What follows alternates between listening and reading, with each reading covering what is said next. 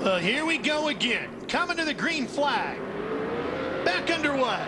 And Gordon gets a great start.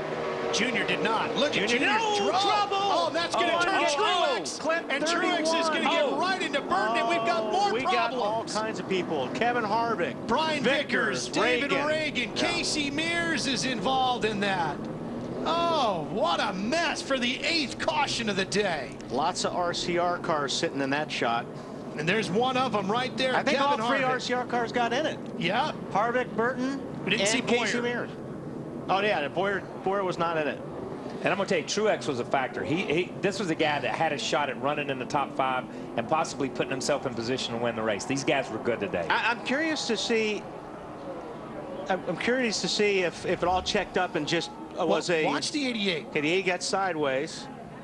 And he's got Truex right behind him. And Kyle Busch. But Kyle couldn't really go anywhere. No. So Rudiman gets turned.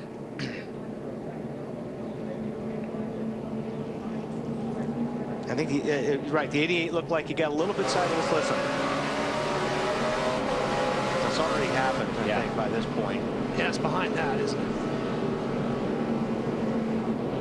That was just one of those chain reaction deals. Kyle Busch was already up close to whoever he was next to. You see him down on the bottom. You see the one has to check up. Kyle tries to squeeze to the right.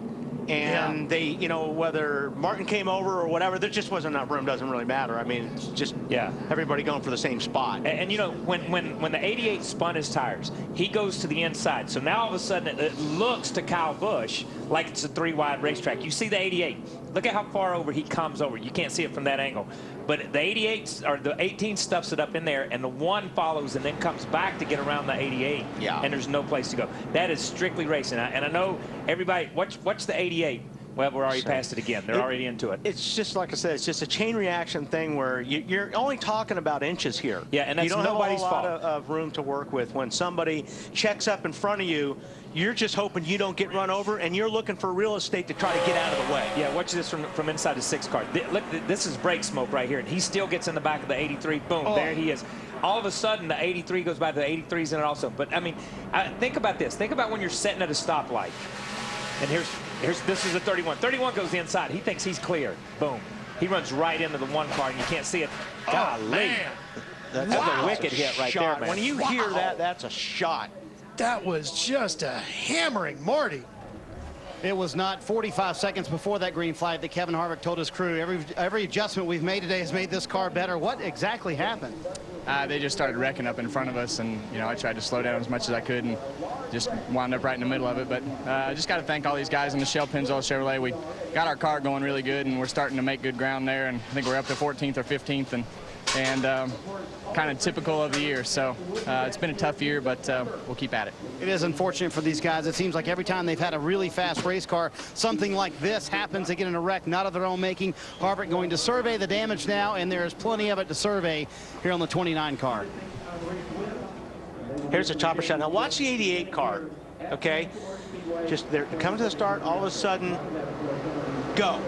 He spins the tires, the 1 gets into him. Now the 18 thinks he's got room, like Kyle said, because the 1 car started drifting down. The 1 car started drifting back up, and Kyle was there. Yeah, and look, you look at this on face value, and all the people that are Kyle haters out there will say Kyle Busch caused it. He didn't. This is a train reaction. It's like leaving a stop sign. When you leave a stoplight, if you're right on the guy in front of you. Now watch this.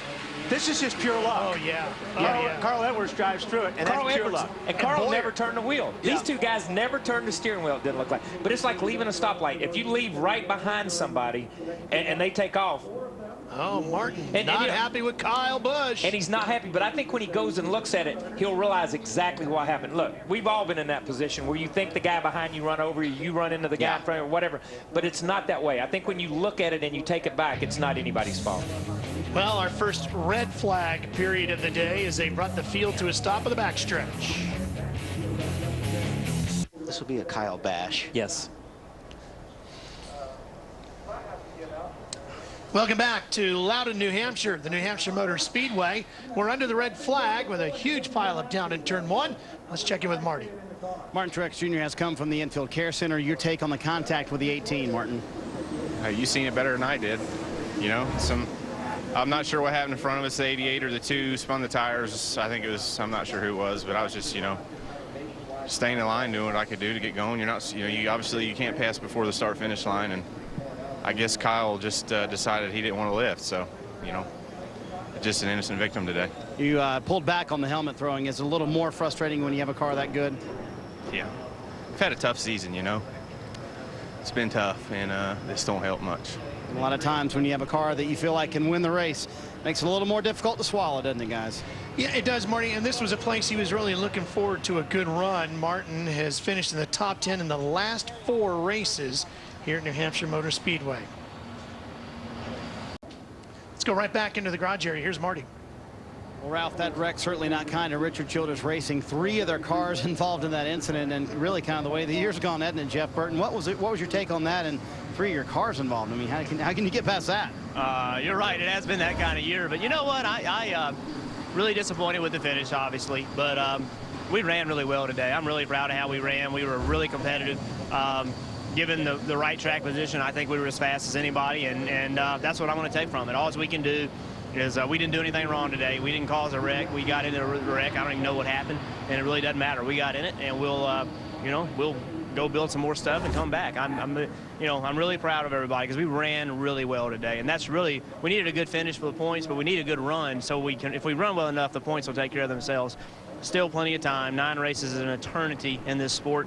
Think about the chase is 10 races long, and think about all the stuff that happens in 10 races. So this is 9 races. We still can do it. It's going to be hard, but I believe we can do it. You and I have talked for a few weeks now and praised the double file restarts. Is this maybe the one downside to the double file restarts? Well, everything you do has a positive and a negative, and you hope there's more positives than negatives. There's no question that the double file restarts are going to make more excitement. They're going to make more aggressive racing. When you have more aggressive racing and more excitement, you're going to have more wrecks, and that's just how it is. We've wrecked here on single file restarts too. Let's be clear about that. And there's no question that it's going to be more aggressive. But hey, that's what racing's all about. And it was our turn today to get in it.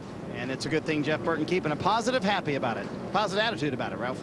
Well, all 4 RCR cars, Marty, were running on the lead lap and in the top 17. 3 were involved in that accident.